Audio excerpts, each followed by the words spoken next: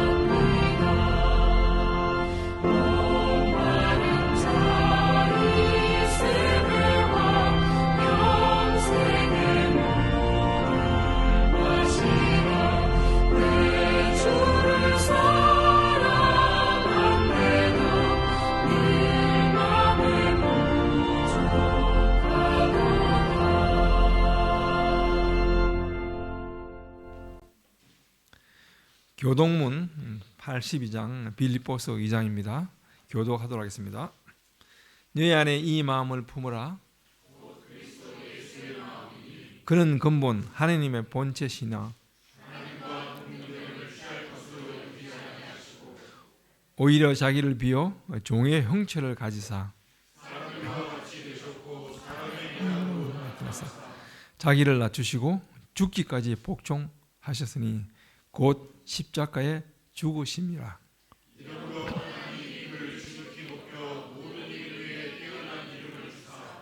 하늘에 있는 자들과 땅에 있는 자들과 땅 아래 있는 자들도 모든 입으로 예수 그리스도를 주라 신하여 하느님 아버지께 영광을 돌리게 하셨느니라. 아멘. 우리들의 신앙 고백인 사도심경으로 다 같이 고백하도록 하겠습니다.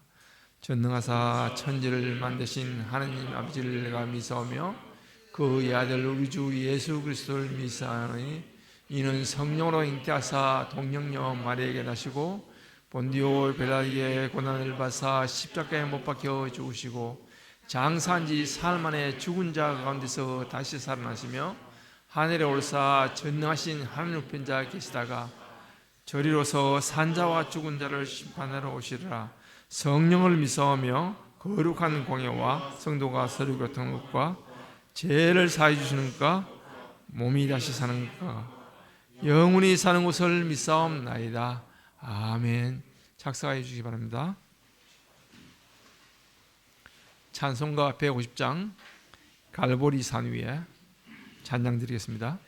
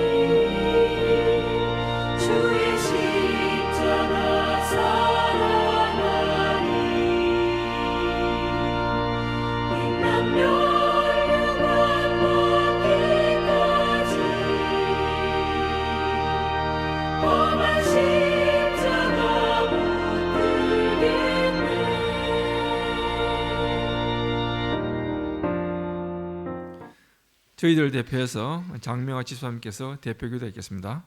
기도 가운데 많은 은혜 받기를 바랍니다. 기도 후 호산나 성가대에서 하나님의 전신 갑주라는 제목으로 하나님께 찬양 드리겠습니다.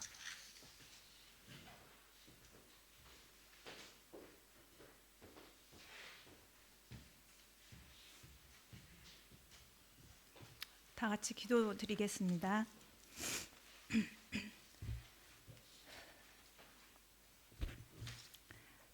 사랑하는 하나님 아버지, 언제나 변함없이 저희들을 사랑하여 주시고 한 주간 삶의 터전에서도 늘 함께하여 주시며 오늘 또 주님 앞에 나와 예배 드릴 수 있게 되어 감사합니다. 모든 것을 새롭게 하시는 주님, 모든 만물들이 깨어 살아 움직이는 이 계절에 저희의 속마음도 새로움을 입어 날마다 변화되어 가기를 바라며 오직 성령 충만함으로 저희의 믿음이 자라나고 꽃 피우며 열매 맺기를 원합니다. 우리 인생이 꽃길만 있는 것은 아니기에 힘들고 지치기도 하며 때로는 불평과 불만의 모습이 보이기도 하겠지만 저희 마음속의 중심이 되어 사랑으로 채워주시는 주님을 늘 깨달으며 범사에 감사하라는 말씀처럼 감사하며 나아가는 삶이 되기를 원합니다. 모든 것을 예비하시고 계획하시는 주님, 주님이 섭리하시는 저희 교회에도 피택 장로님들을 위한 투표가 있었습니다. 선출된 장로님들에게도 늘 깨어 있어 모든 일들을 사람의 뜻이 아닌 오로지 주님의 뜻에 따라 행할 수 있는 분별력과 지혜를 주시옵고 서로가 화합하며 은혜롭고 따뜻한 사랑의 교회로 잘 이끌어갈 수 있는 든든한 기둥이 될 수 있도록 언제나 함께하여 주시옵소서. 사랑하는 주님, 이별을 하고 아픔을 당한 모든 가정에도 부디 마음의 상처를 입지 않고 강건하게 살아갈 수 있도록 다독여 주시고 위로하여 주시옵소서. 또한 이별이 있으면 만남이 있듯이 저희 교회에 새 생명들이 자라나고 있습니다. 이 모든 가정에도 주님의 무한한 사랑과 하늘에 속한 모든 신령한 복을 주시옵고 주님 말씀 속에 영육간에 건강하게 잘 성장하기를 원합니다. 날마다 각자의 역할을 맡아 묵묵히 봉사하시는 각 기관과 헌신으로 주님을 섬기는 성도님들에게 복의 복을 더하여 주시옵고 귀한 하나님의 말씀을 전하시는 목사님에게도 영육간 강건케 하시고 성령의 능력으로 붙들어 주셔서 말씀 전하시는 가운데 저희 또한 변화되고 치유되는 시간이 되기를 원합니다. 지금 이 순간에도 주님께 감사를 드리며 이 모든 말씀 살아서 역사하시는 예수님의 이름으로 기도드립니다. 아멘.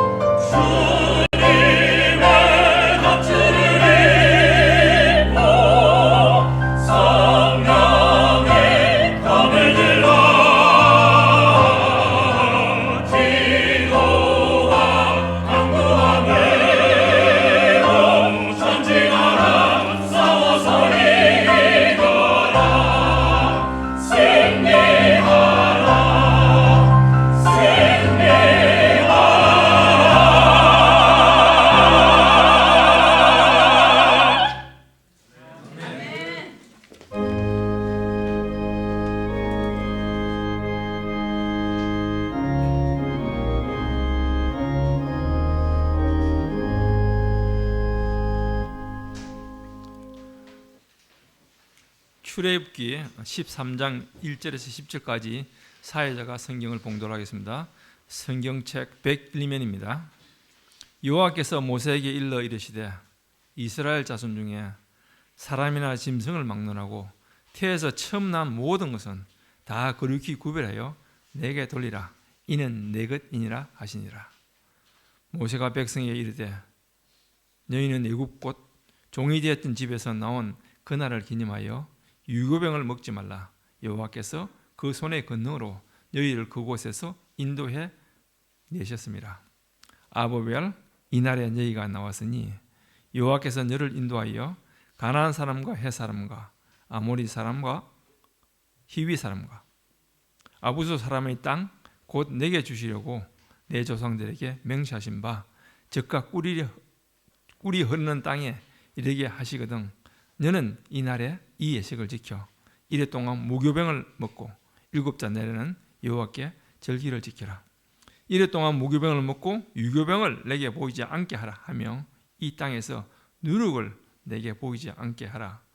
너는 그날에 내 아들에게 보여 이르기를 이 예식은 내가 애굽에서 나올 때 여호와께서 나를 위하여 행하신 일로 말미암이라 하고 이것으로 내 손의 기호와 내 비간의 표를 삼고 여호와의 율법이 내 입에 있게 하라.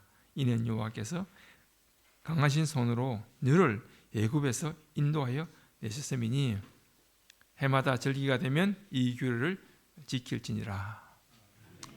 특송이 있겠습니다. 지난 공동에서 피택 당로로 선출된 김정명 집사님, 전민호 집사님, 전범호 집사님께서 예수로 나의 구주 삼고 특송이 있겠습니다.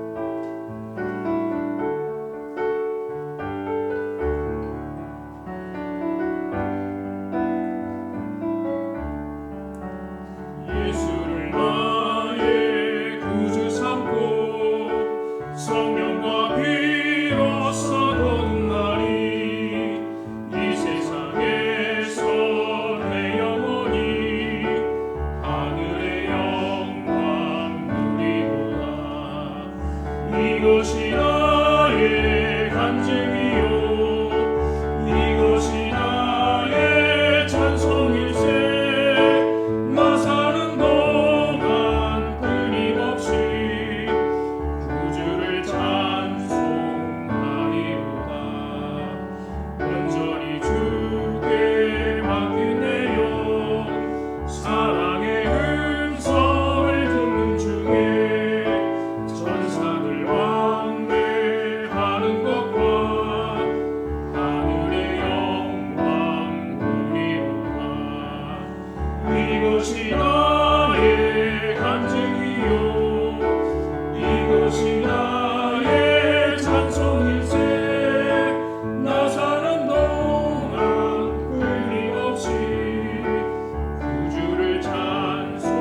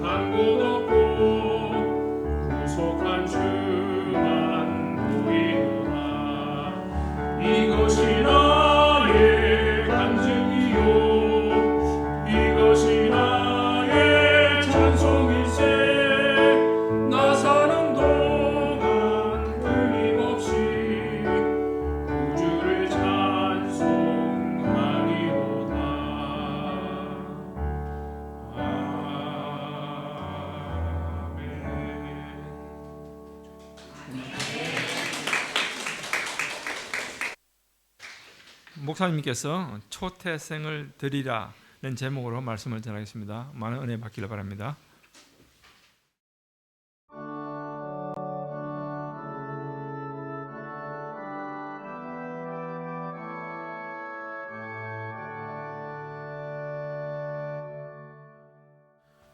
얼마 전까지만 해도 성도들이 자녀들을 여럿 낳았을 때 첫 아들 장자는 하나님께 주의 종으로 바치겠습니다, 이런 기도를 많이들 하셨어요.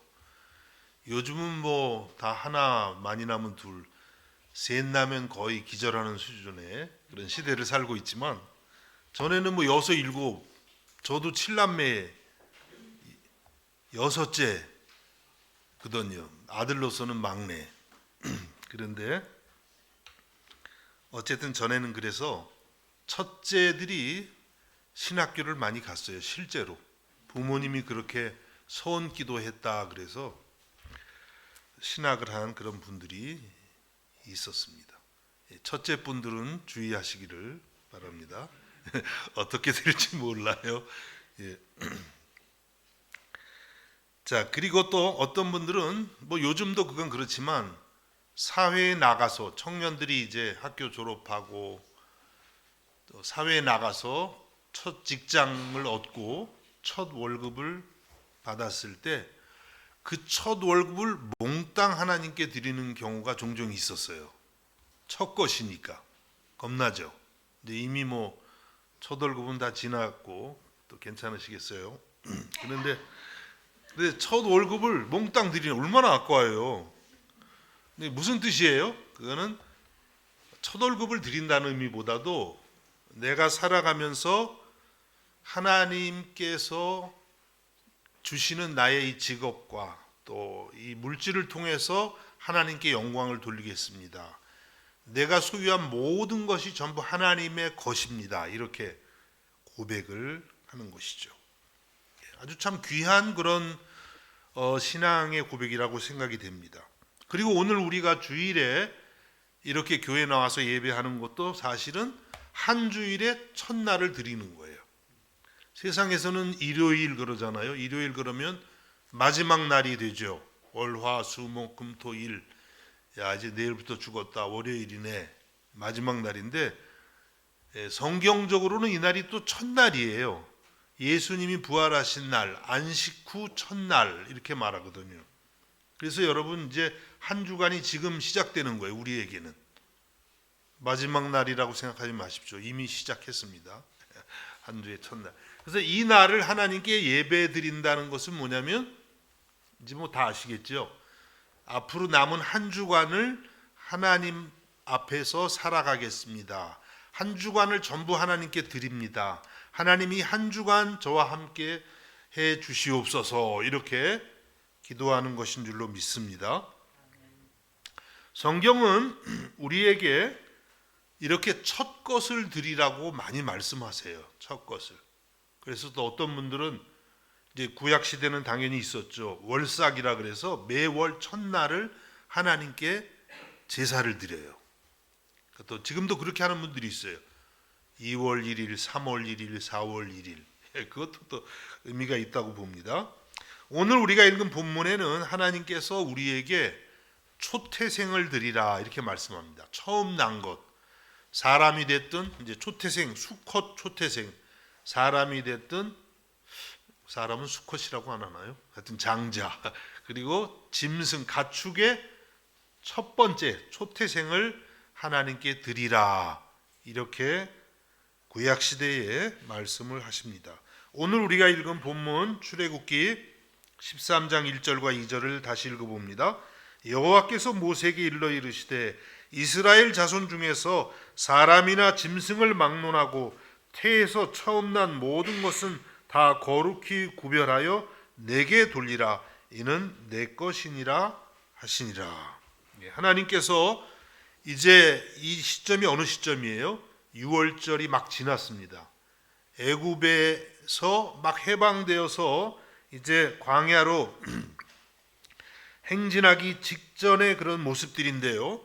그때 하나님께서 모세를 통해서 이스라엘에게 어떻게 말씀하셨냐면 사람이나 짐승을 막론하고 태에서 처음 난 모든 것은 다 거룩히 구별하여 하나님께 돌리라.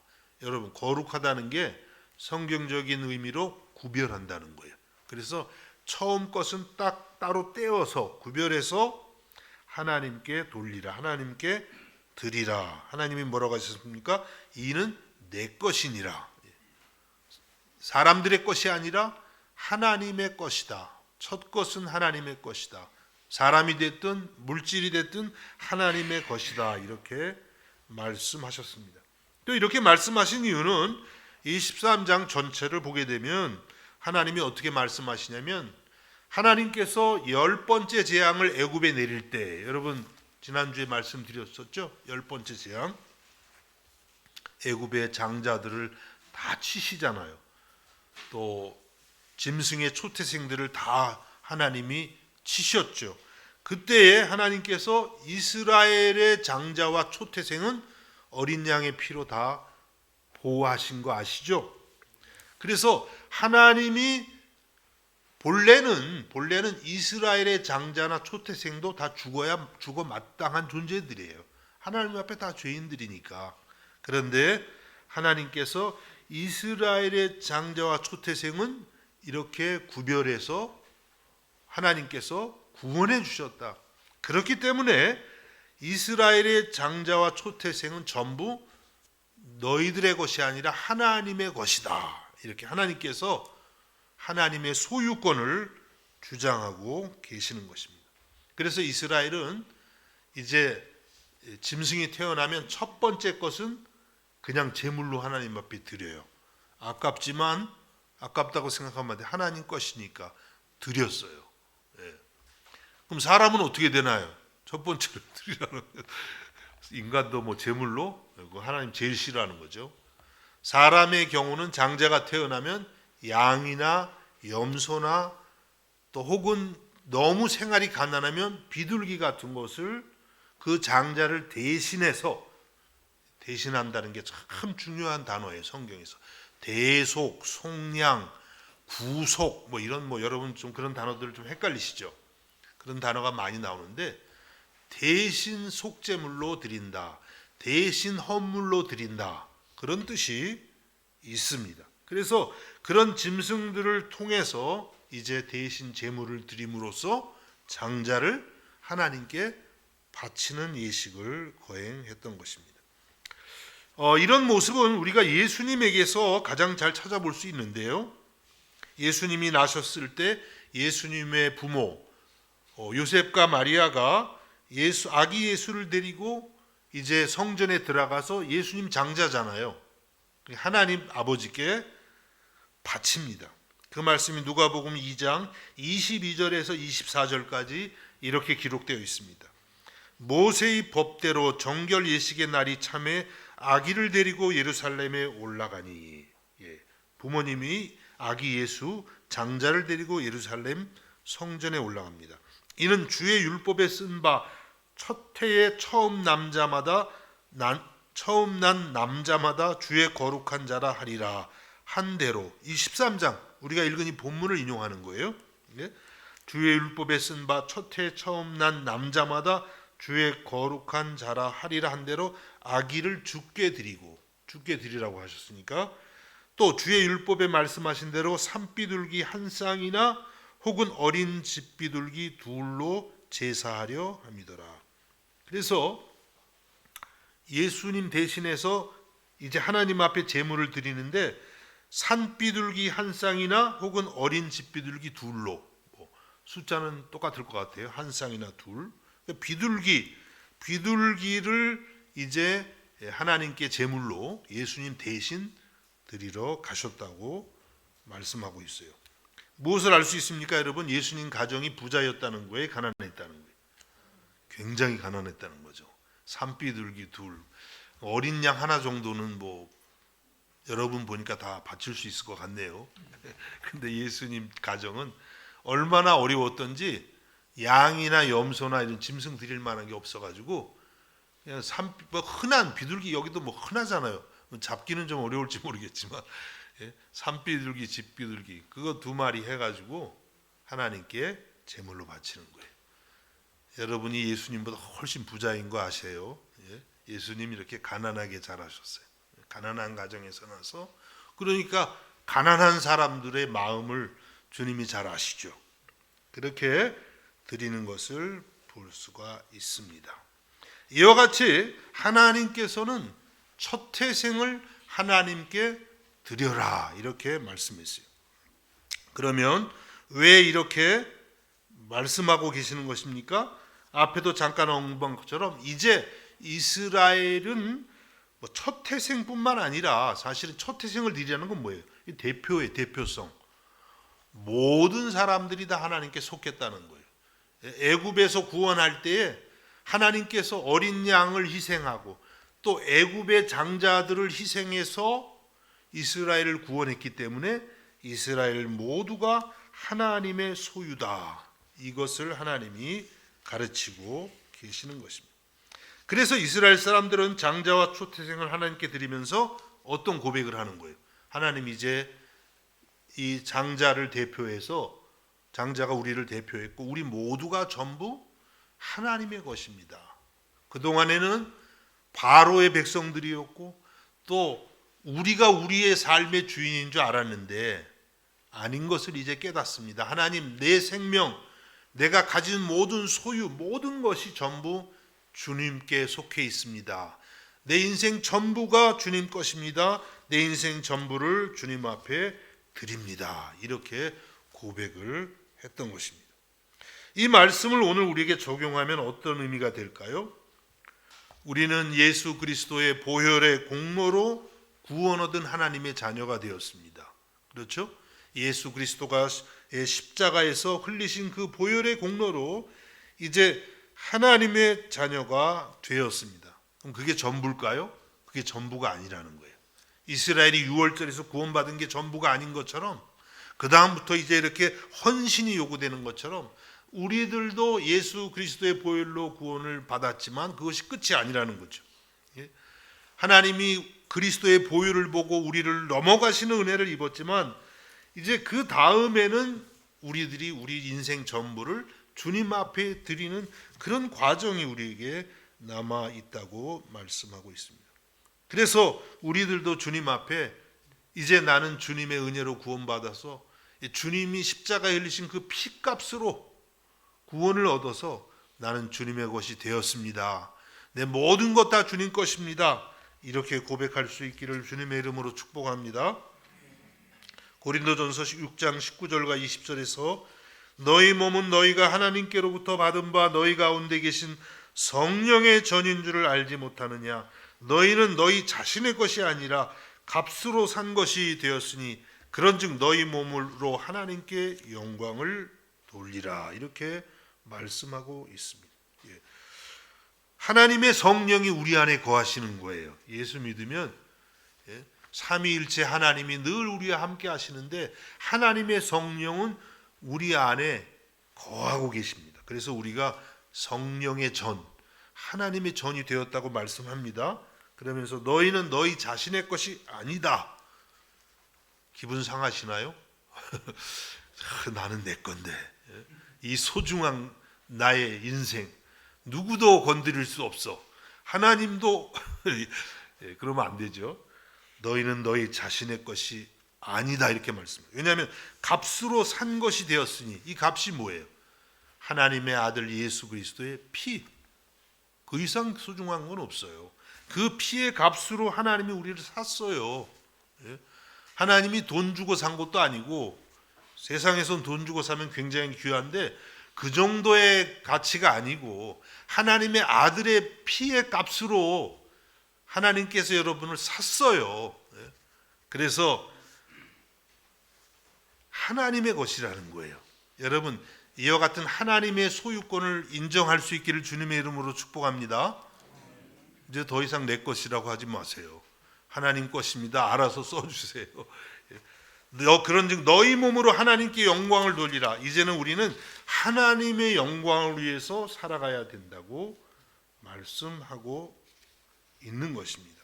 그래서 초태생을 드리라. 이 말씀은 바로 오늘 우리에게 그대로 적용이 되는 거예요. 그리스도의 피값으로 우리를 사셨기 때문에 우리 인생 전부를 주님 앞에 드립니다. 나는 주님의 것입니다.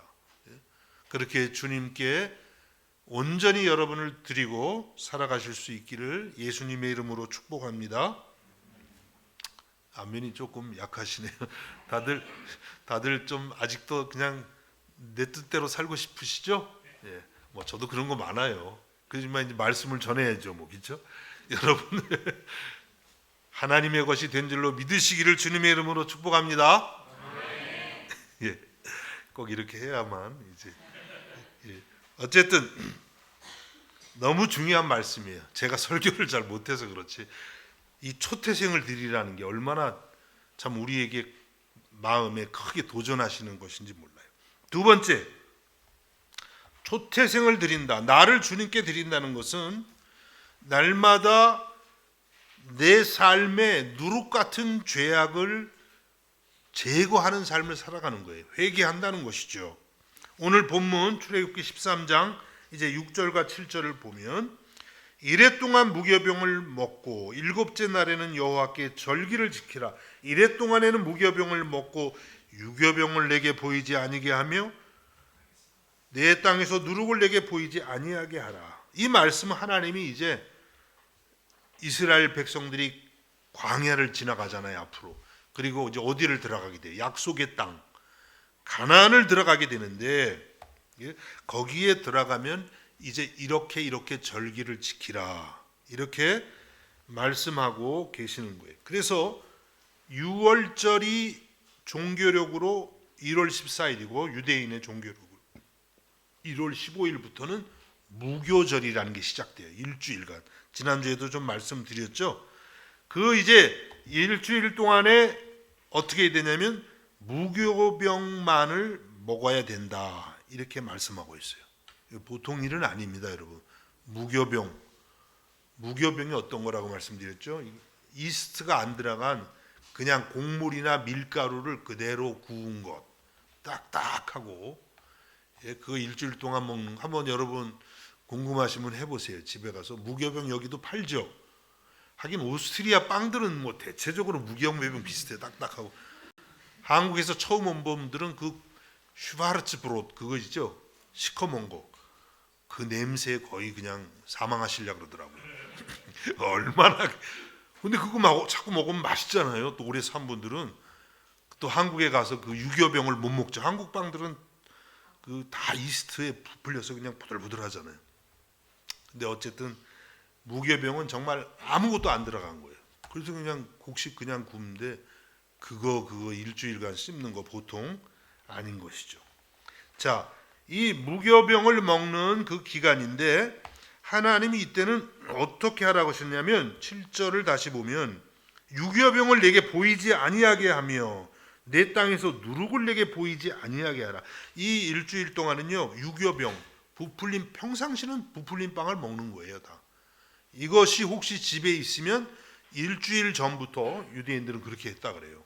전부 이거를 치우는 거예요. 하나를 한 톨이라도 있으면 안 돼.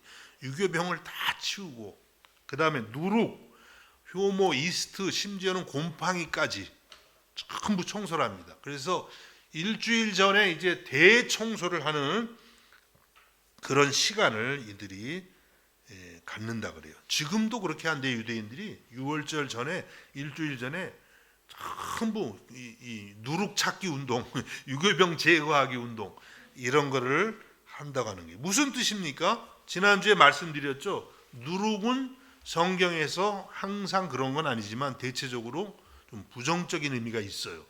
우리의 죄악들, 우리가 하나님 믿지 못하는 그런 죄악들, 그렇죠? 말씀대로 율법대로 살지 못하는 그런 우리의 내면의 죄악들을 상징한다고 말씀을 드렸습니다.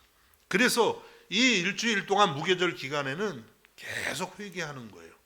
구원받았지만 그것이 끝난 게 아니라 하나님의 거룩한 백성이 정말 되기 위해서, 거룩한 백성이 되었지만 내 내면이 새롭게 되기 위해서 말씀에 비추어서 죄악들을 찾아내고, 누룩 찾아내듯이 전부 찾아내서 하나님 앞에 회개하는 시간을 그들이 갖는 것입니다. 우리에게는 어떤 의미가 있을까요? 우리가 지금 사순절을 지내고 있는데 너무 딱 맞는 그런 말씀인 것 같아요. 이 사순절에 우리가 무엇을 묵상합니까? 먼저는 그리스도의 십자가의 보혈로 용서받고 구원받은 은혜를 감사하는 시간이죠. 주님의 그 십자가 은혜가 내 모든 죄를 사했음을 감사합니다. 그 다음에 동시에 뭐예요? 주님 앞에 내 죄를 깨닫고 말씀에 비추어서 깨닫고 회개하는 그런 시간을 갖는 게 이 사순절이에요.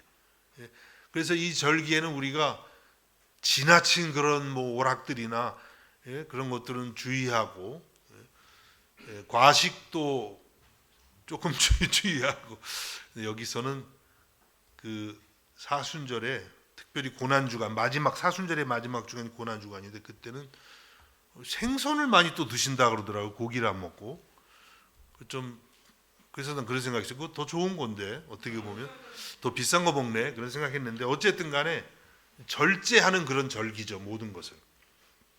자, 그래서 우리가 이 사순절에 우리 안에 있는 누룩들, 곰팡이들, 그렇죠? 죄악들이 무엇인지 하나님 앞에 가르쳐 달라고 기도하면서 우리 안에 있는 모든 죄악들을 회개하고 그리스도의 피로 씻음 받는 그런 시간이 될 수 있기를 주님의 이름으로 축복합니다. 예수님께서는 특별히 바리새인과 사두개인의 누룩을 주의하라고 하셨어요. 또 헤롯의 누룩도 주의하라고 하셨는데 사두개인의 누룩과 헤롯의 누룩은 좀 비슷한 점이 있어서 이 두 가지 바리새인의 누룩과 사두개인의 누룩을 주의하라고 하셨습니다. 이 유대인들이 종파가 많이 있습니다. 그 예수님 당시에도 사두개파 또 바리새파, 사두개파, 뭐 헤롯 당, 에세네파 그런 종파들이 있었어요. 그런데 그 중에서 예수님께서 바리새파와 사두개인의 누룩을 주의하라고 말씀하셨습니다. 마태복음 16장 6절에 이렇게 말씀합니다.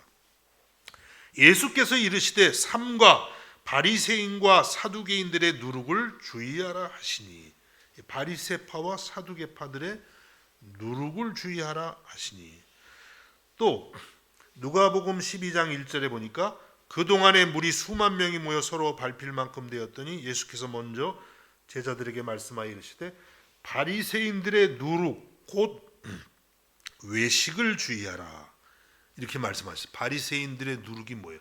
외식. 이분들이 레스토랑을 자주 다니셨나 봐요.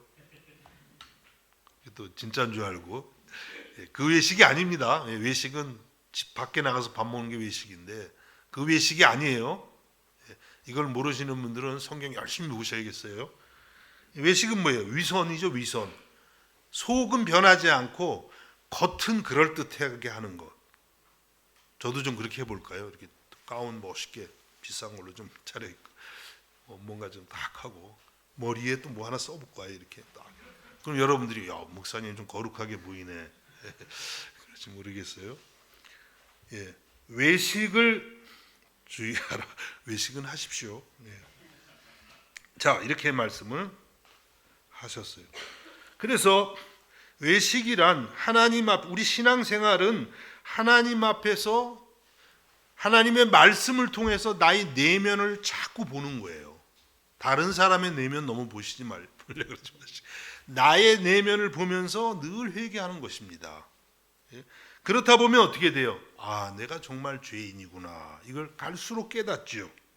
그런데 외식이란 무엇이냐면 그 내면을 하나님 앞에서 살피지 않고 외적으로만 자꾸 꾸미는 거예요. 그래서 바리새인들은 옷도 그냥 복장도 거룩한 복장으로 질질 이렇게 끌리는 복장들 그렇게 입고 목소리도 좀 할렐루야 뭐 이렇게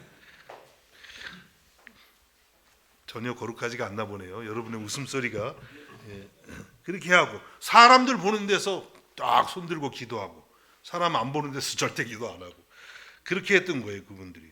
그리고 사람들 보는 데서 구제하기를 좋아했어요. 종교적인 권위주의가 굉장했습니다. 그리고 그래서 그들은 하나님의 선하심을 자랑한 게 아니라 자신들의 인간의 의의를 자랑한 거예요.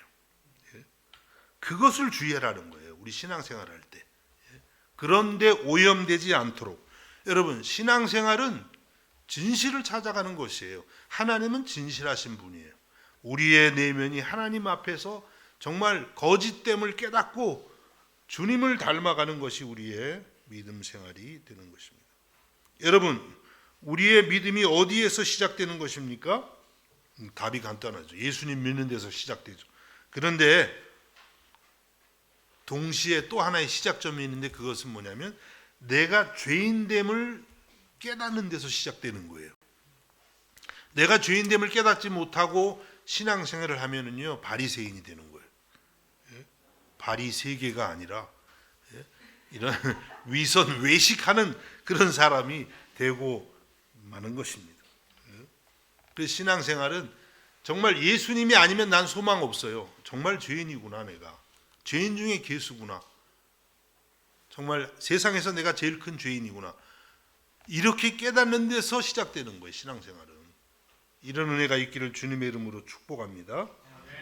여러분, 바리새인과 세리가 성전에 올라가서 기도하는 비유, 예수님이 하신 비유 아시죠? 바리새인은 스스로 의롭다고 했습니다. 근데 세리는 어떻게 기도했습니까? 누가복음 18장 13절에 세리의 기도가 이렇게 나와 있습니다. 세리는 멀리 서서 감히 눈을 들어 하늘을 쳐다보지도 못하고 다만 가슴을 치며 이르되 하나님이여 불쌍히 여기소서 나는 죄인이로소이다 하였느니라. 세리 아시죠? 그 당시 아주 죄인 취급받던 그 사람들, 성전에 올라가서 하나님을 쳐다보지도 못해요. 가슴을 치면서 나를 불쌍히 여기소서 나는 죄인입니다. 그때 예수님께서 그 자기를 의롭다고 여기는 바리새인이 아니라 이렇게 죄인됨을 고백하는 세리가 의롭다함을 받았다고 말씀하신 것입니다. 신앙이 참 역설적이죠. 그 당시 사람들은 다 바리새인들이 의롭다고 했어요. 그런데 주님께서는 그들이 아니라 오히려 자기의 죄인됨을 깨닫고 기도하는 그 세리가 의롭다고 말씀하신 것입니다. 그래서 여러분, 정말 이게 좋은 기도인 거 아시죠? 주여 나를 불쌍히 여기소서 나는 죄인입니다. 여러분 기도하실 내용 없으면 이 기도 하세요. 최고예요. 나를 불쌍히 여기소서 나는 죄인입니다. 그러면 주님이 괜찮다, 내가 너를 위해서 십자가에서 피 흘려 죽었다, 너의 모든 죄가 용서받았다, 괜찮다, 이렇게 말씀하십니다. 여러분, 바리새인의 외식적인 누룩을 여러분이 늘 경계할 수 있기를 주님의 이름으로 축복합니다. 그러면 사두개인의 누룩은 또 무엇입니까? 사두개인은 당시에 어떤 사람들이냐면 매우 현세주의적인 신앙을 갖고 있었어요. 아니면 세속적인 신앙. 그래서 이 사두개파에 있는 사람들은 내세, 오늘로 말하면 천국 이런 거 존재를 안 믿었어요. 또 영생이나 부활, 천사의 존재, 이런 영적인 세계를 믿지 않고 그들의 관심은 뭐냐면 이 세상에서 하나님 믿어서 이 세상에서 잘 되는 것, 그것뿐인 거예요. 그래서 이 사두개파들은 헤롯 땅과도 굉장히 가까웠습니다. 왜냐하면 헤롯 땅은 권력을 추구하는 사람들이잖아요. 그래서 그들하고 늘 가까웠어요. 이러한 신앙생활이 너무 지나치게 현세주의적이거나 세속주의적인 그런 것들을 경계하라고 주님이 말씀하신 것입니다. 물론 여러분, 우리가 예수님 믿으면 현세에도 얼마든지 잘 될 수 있어요. 현세는 하나님 것이 아닌가요? 다 하나님 것이죠. 물질의 복도 받을 수 있고 다 잘 될 수도 있어요. 그렇지만 신앙생활의 궁극적인 목적은 그것은 아닌 것이죠. 우리가 예수님 믿는 궁극적인 목적은 내 죄가 용서받고 예수님의 인품, 성품을 닮아가고, 그래서 결국에 내가 정말 하나님 나라의 그 기업을 얻어서 영원한 천국의 삶을 누리는 것이죠. 그것이 우리의 신앙생활의 궁극적 목적이에요. 때로는 예수님을 믿기 때문에 현세에서 실패할 수도 있는 거예요. 주의 뜻대로 살다 보니까 세상에서는 오히려 멸시당할 수도 있고 버림받을 수도 있고 실패할 수도 있는 게, 그렇지만 예수 그리스도가 길이고 진리고 생명이기 때문에 따라가는 것이 우리의 믿음 생활인 줄로 믿습니다. 요한복음 14장 6절에 예수님이 말씀하십니다. 예수께서 이르시되 내가 곧 길이요 진리요 생명이니 나로 말미암지 않고는 아버지께로 올 자가 없느니라. 예수님만이 길이고 예수님만이 참 진리예요. 예수님을 떠난 진리가 없어요. 예수님이 진리고 예수님만이 생명이에요. 천국 생명, 영생을 주시는 분이에요. 예수님을 통하지 않고는 아버지께로 갈 수가 없어요. 천국에 이를 수가 없다고 그렇게 말씀하십니다. 오직 예수만이 길이고 진리고 영원한 생명이기 때문에 비록 우리가 주를 믿고 따라가면서 우리의 삶이 험하고 어려울지라도 우리들이 주님을 붙드는 줄로 믿습니다. 여러분, 이 사순절 기간 동안에 바리새파의 누룩이 나는 없나, 그 누룩이 계속 내 안에서 퍼져가고 있지 않은지, 사두개파의 그런 현세적이고 세속적인 그런 영향들이 내 마음을 지배하고 있지는 않은지 살펴보면서 깨달아질 때마다 하나님 앞에 고백하고 회개해서 거룩한 무교병과 같은 그러한 분들이 될 수 있기를 주님의 이름으로 축복합니다.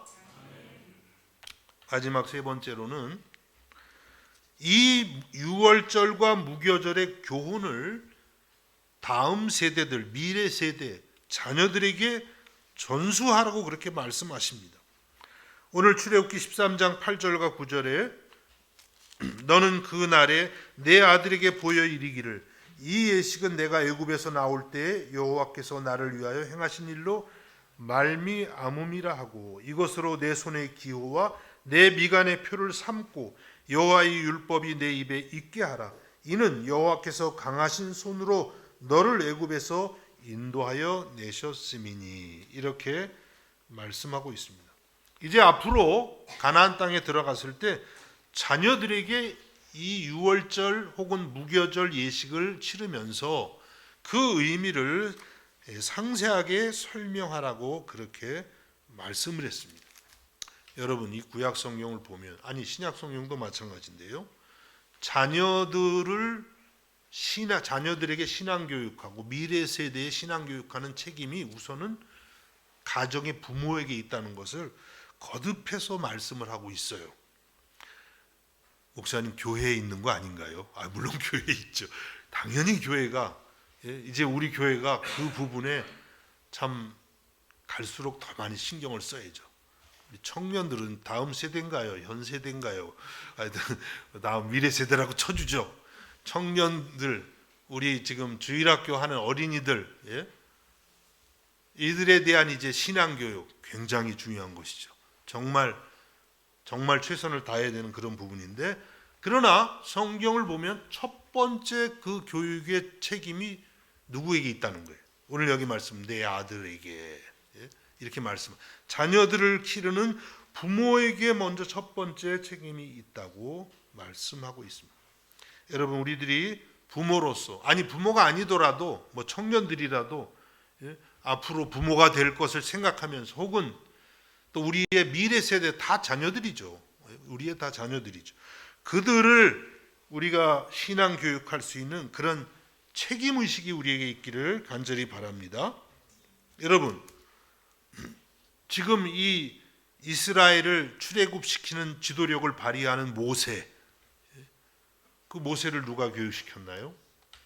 그 모세를 어머니가 교육시켰죠. 요게벳 아시죠?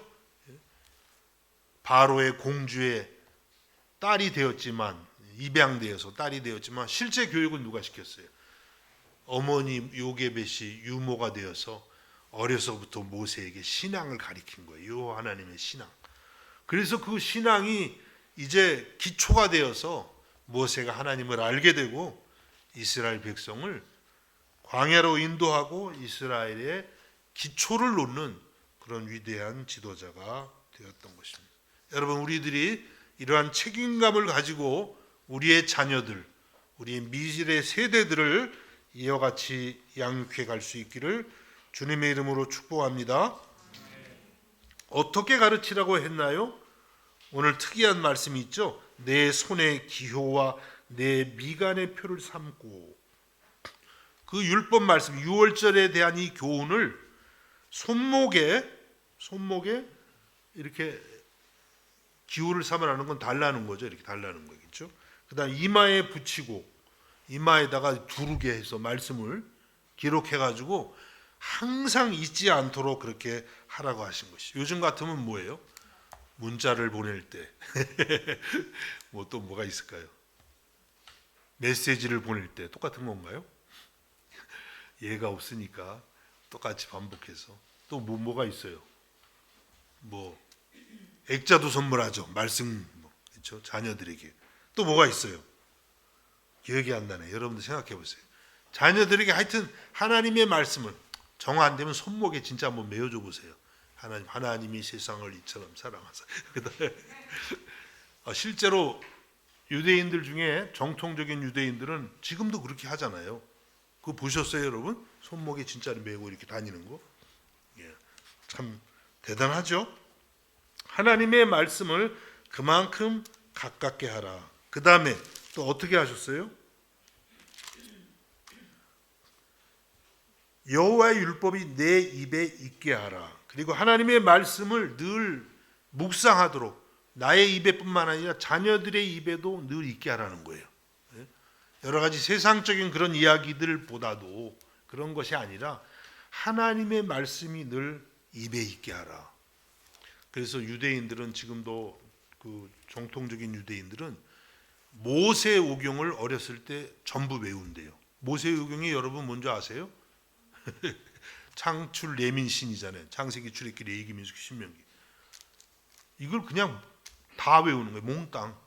이야, 진짜. 저는 목사지만 그 사람들 앞에 서면 이게 참 부끄러운 것 같아요. 전 청년 때 히브리서 11장을 다 외운 적은 있었어요.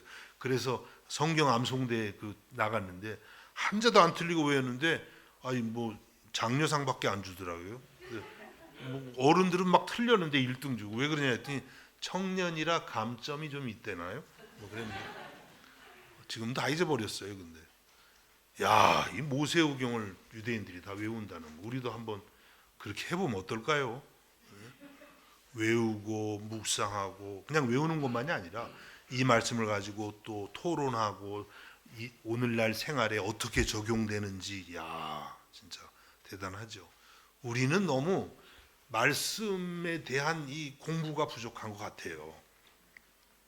그런 것을 우리도 좀 배울 수 있기를 바라는 것입니다. 그러니까 초태생을 하나님께 드리라 하면서 이 말씀을 하신 이유는 어떻게 드리냐면 바로 하나님의 말씀으로 양육해서 드리라고 하시는 것입니다. 여러분의 자녀들, 우리의 미래 세대들 하나님의 말씀으로 철저하게 양육할 수 있는 그런 마음가짐과 준비를 할 수 있기를 간절히 원합니다. 지금 뭐 못하셔도 괜찮아요. 준비하는 거예요. 사명감을 가지고. 신명기 6장 4절에서 9절에 같은 내용의 말씀이 있습니다.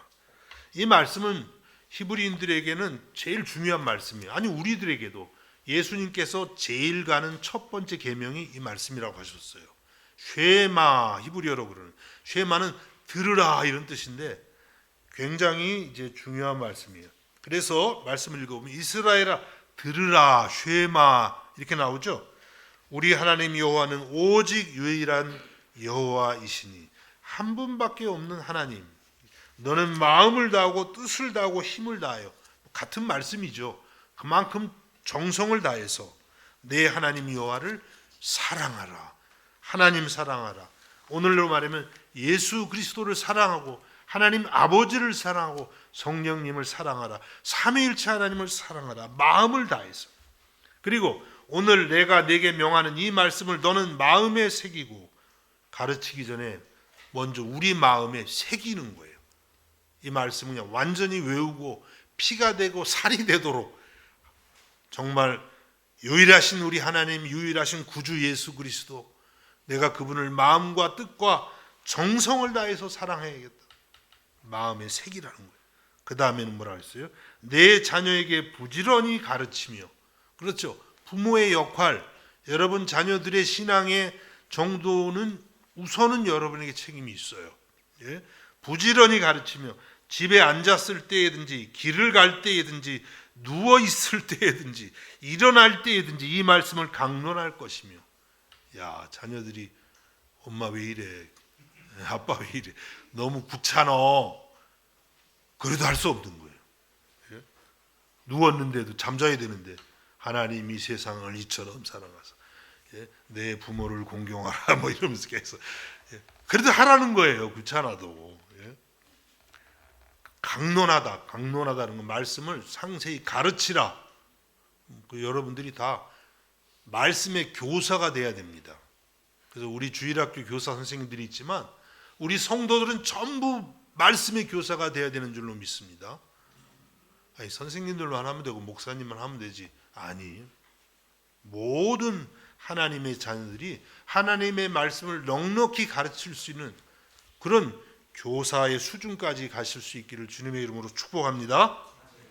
그 다음에 또 그것을 내 손목에 메어 기호를 삼며, 다시 나오죠.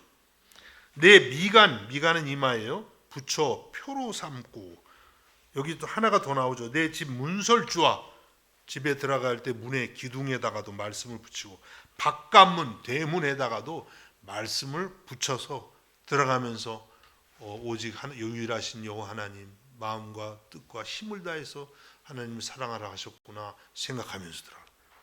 이 말씀만이 아니라 하나님이 하시는 말씀들을 이렇게 자녀들에게 최대한 가까이 있게 하라는 거예요. 예? 문자 많이 보내시죠? 문자 보낼 때마다 하나님의 말씀이 있도록 그렇게 우리가 해야 되는 줄로 믿습니다. 이렇게 하고 계시죠? 조용, 잠잠, 침묵은 금이고 뭐예요? 웅변은 은이다. 예, 못하죠. 목사님 그렇게 하시는 것 같네요. 저도 잘 못하죠. 반성하고 회개해야 되는 거예요. 말씀을 저는 하고 있는 거 딱 하나밖에 없어요. 어버이 주일이 되면 항상 10계명의 5번째 계명을 보내요. 아이들에게. 내 부모를 공경하라. 기분 나빠하지 않더라고요. 그리고 뭔가 통장에 뭐가 들어올 때도 있고 그렇더라고요. 하나님의 말씀을 여러분이, 예? 부모를 공경하라고 그런 말씀도 해야 돼요. 자녀들에게. 안 하면 이 세대가 어떤 세대예요, 여러분? 그런 거 못하게 하잖아요. 세속적 가치관이 우리 자녀들의 마음을 뺏어가고, 이 시대의 세속적인 물결이 너무 거세요. 아시잖아요. 예? 어떻게 이런 거친 물결을 거슬러 승리할 수 있고 또 우리의 미래 세대가 승리할 수 있는 것입니까? 오직 살아계신 하나님의 말씀으로 양육하는 길밖에는 없는 줄로 믿습니다. 그래서 여러분들이 먼저는 예수의 보혈로 구원받은 확신이 있어야 되고, 여러분 자신이 먼저 하나님 앞에 드려져야 되고, 여러분이 먼저 하나님의 말씀으로 거룩한 삶을 노력해야 되고, 그리고 하나님 말씀대로 늘 말씀을 중심으로 여러분의 자녀들을, 미래 세대들을 우리 교회가 넉넉히 가르쳐갈 수 있기를 우리 예수님의 이름으로 축복합니다. 기도하겠습니다. 초태생을 구별하여 거룩히 드리라고 하셨습니다. 하나님 아버지, 이 말씀의 뜻은 초태생뿐만 아니라 우리 전부를 하나님께 드리라고 하신 말씀인 줄로 믿습니다. 예수님이 하나님의 아들이 나를 대신해서 피 흘려 죽으셨기에 이제는 우리가 우리의 것이 아니라 하나님의 것인 줄로 믿습니다. 날마다 이 고백이 있게 해주시고 우리 자신을 하나님 앞에 드리고 날마다 하나님 앞에서 나의 여러 가지 내 안에 있는 나쁜 누룩들을 제거할 수 있게 해주옵시며 하나님의 말씀으로 날마다 새로워지고 그 말씀으로 우리의 자녀들을, 우리의 미래 세대들을 넉넉히 양육하고 주께로 인도할 수 있는 저희들이 되게 하여 주시옵소서. 예수님의 이름으로 기도하옵나이다. 아멘.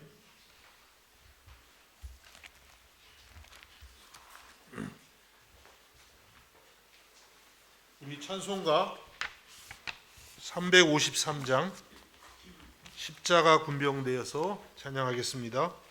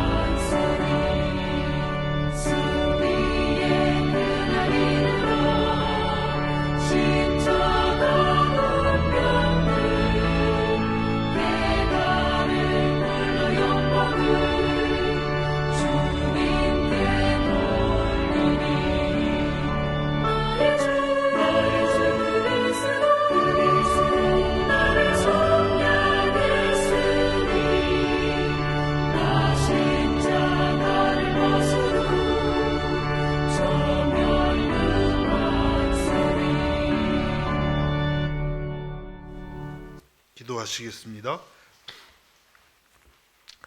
우리를 주님의 거룩한 보혈로 속량해 주신 주님, 그 은혜 날마다 감사드립니다. 오늘도 그 은혜 감사하여 주 앞에 나와 몸과 마음과 시간과 정성을 드립니다. 우리 전부가 주님의 것임을 고백합니다. 이 시간 주 앞에 우리를 드리오니 받아주시고 우리를 주님의 사람들로 날마다 새롭게 해주셔서 주의 복음과 나라를 위해 쓰임받는 저희 되게 하여 주시옵소서.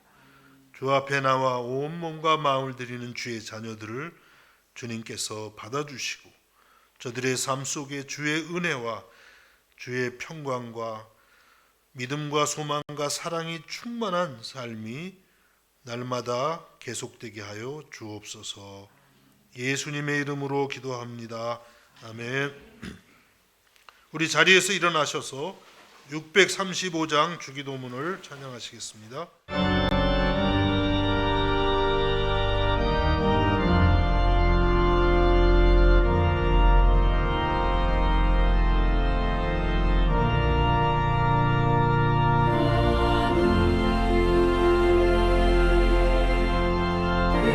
주신 아버지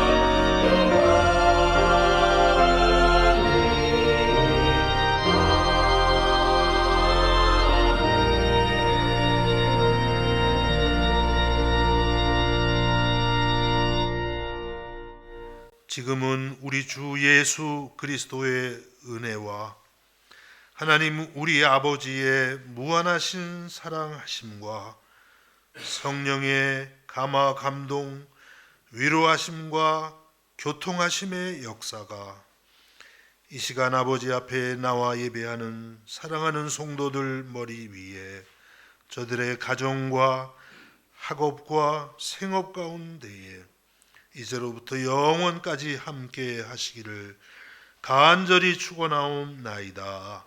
아멘.